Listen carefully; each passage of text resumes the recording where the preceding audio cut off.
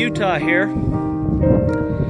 It's a beautiful December day, and couldn't think of anything better to do in December, a week before Christmas, than to go do some prospecting. One of the advantages of being in Southern California.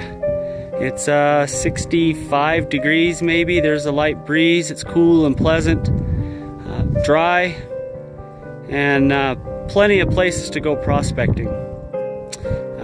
As many of you guys know, I've spent most of my life over in Utah, hence the book, A Guide to Gold Panning in Utah. One of the perks of doing a lot of prospecting in the same place for a long time is you get to know it really well. And in Utah, I had a bunch of secret spots that paid pretty good. Most of them are actually sort of listed in my book, if you're wondering. But I knew where to go, and I could expect to get a gram a day pretty easy. 2 grams a day was not uncommon, and 4 or 5 grams over a weekend, I did it all the time. And it made it a lot of fun.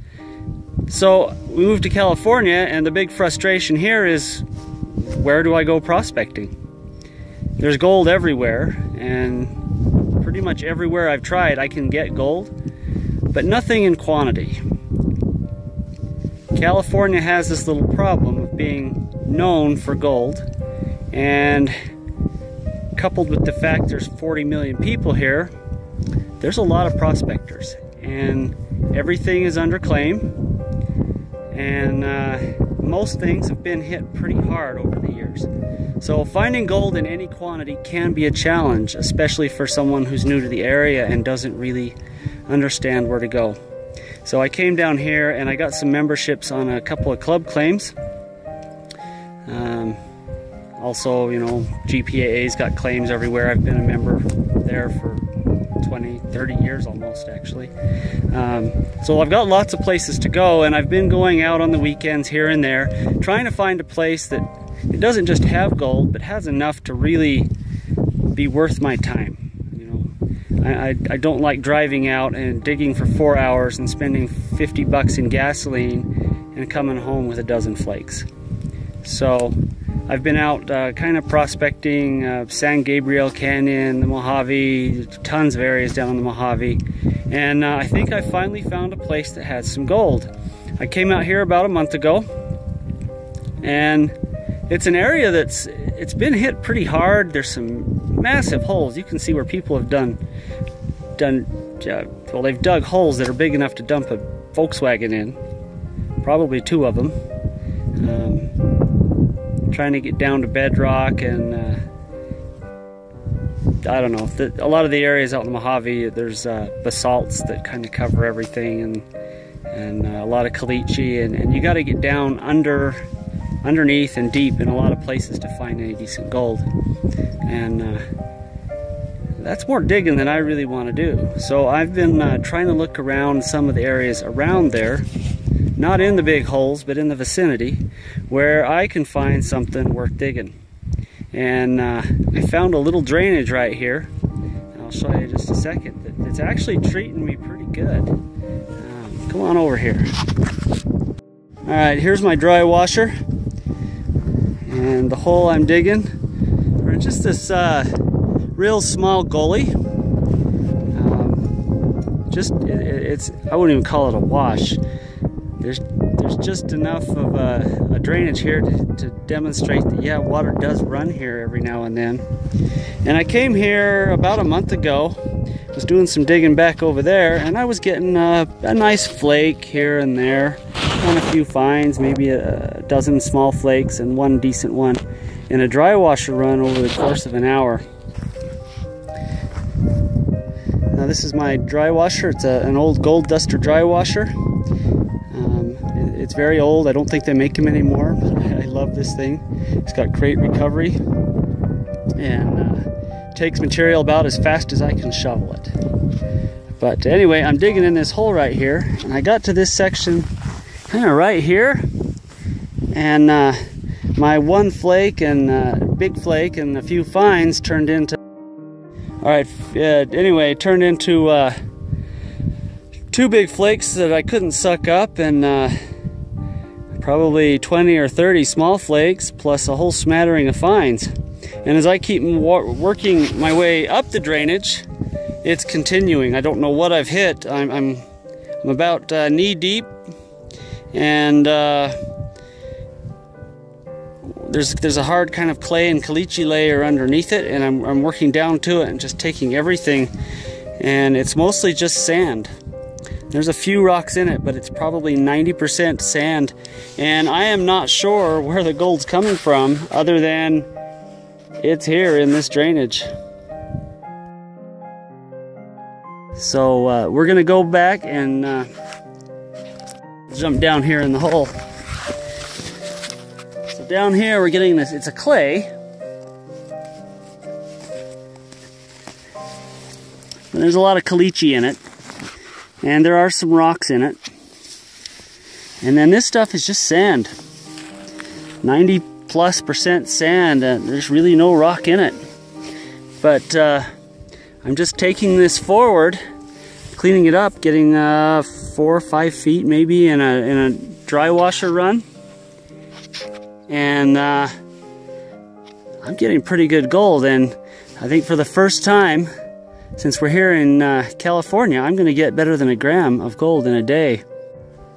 All right, so that's the hole I was digging in. I'm going to go back. It's kind of getting late in the afternoon. I've probably got time to do 1 more good dry washer run, maybe 2, and we'll see if this little paste streak continues. I'll get a video of the gold cleanup and see if I can show kind of a cumulative gold that I've gotten for the day. It's adding up pretty good, and we'll see if that paste streak continues. I think that paste streak will continue at least for another few feet, and so I should be able to get another good cleanup, and we'll see what we can do. Last time I was here, I was only getting about a flake per run, and I would run it for about an hour and then do the cleanup. This time I'm only running it for about a half an hour before I do a cleanup, and the reason is the black sand here is extremely heavy. Again, when I do a cleanup, I'll show you. I've got some photographs of it as well, maybe some with some gold in it. In fact, I've got some in the pan right here. Right here is a pan of concentrates. You can see how much black sand is here. There's still a little bit of gold in it. I didn't quite finish cleaning it up. There's some small specks right in here. There might even be a bigger one. The thing to remember as I swirl this is my second time working the material. I already pulled the black sand out of the concentrates primarily the first time through when I got most of the gold. And this is how much is left in my second time through.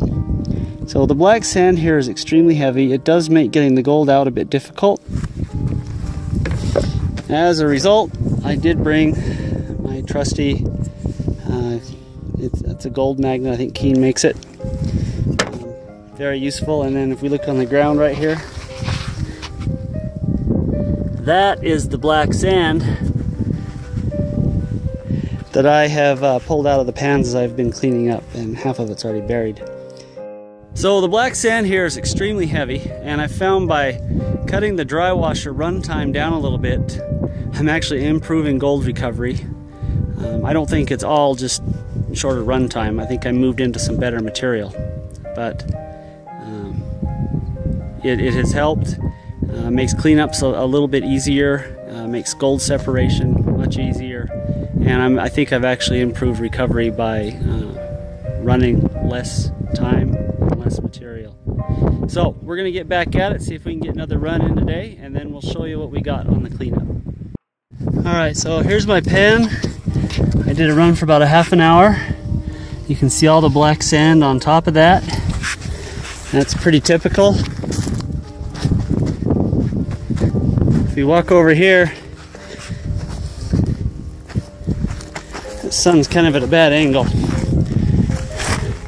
don't know if you can see it. I went just a few inches farther up the drainage, and I hit a hard pan that climbed about a little over a foot. And so I climbed out, kind of out of that hole that I was in. So I cleaned up right here on top, and then I'm betting there's still good gold on the bottom there, so I turned and kind of went sideways a little bit.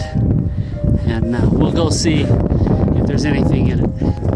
Alright, here as we look at this pan, this is really too much for me to pan in that little tub, and way too much black sand. So I'm actually going to split this in two, and we'll run it in two different pans. And then we'll show you what we got. Alright, here's the black sand.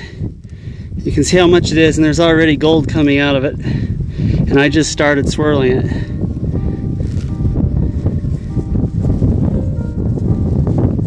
You can see that there's some really nice, big, chunky pieces in there. There's a nice one hiding behind that rock. You see that?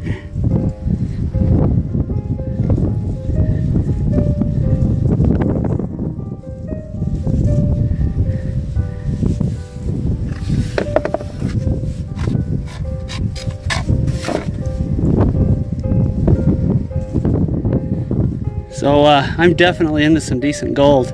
I'm excited to see what we get here.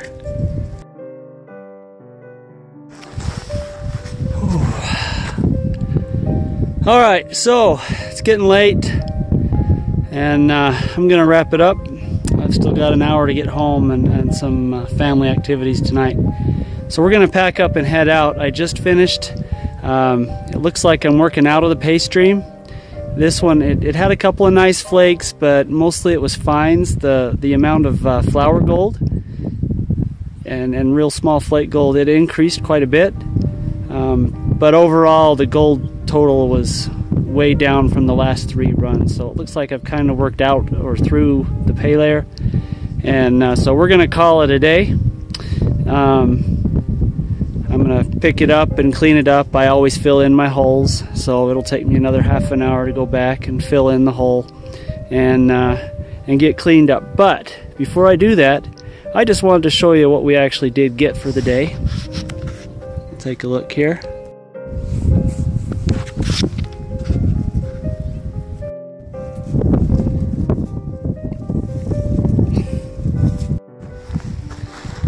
Yeah, that's it. That's the gold we got for the day. Over a gram, maybe 2 grams. Some real nice flake gold, some small nuggets or pickers. It was a good day. Like I said, it kind of petered out there at the end, so it's a good time to wrap it up. I don't feel real pressed to keep digging if I'm not getting much. So we're gonna call it a day and say goodbye. We're out here in Southern California in the Mojave Desert, and gosh, what a great way to spend a Saturday in December. This is probably the first time in a long time I've actually been able to get out and do some real prospecting and find some decent gold in December. So we'll sign off. Hope you all have a Merry Christmas, and we'll see you down the trail.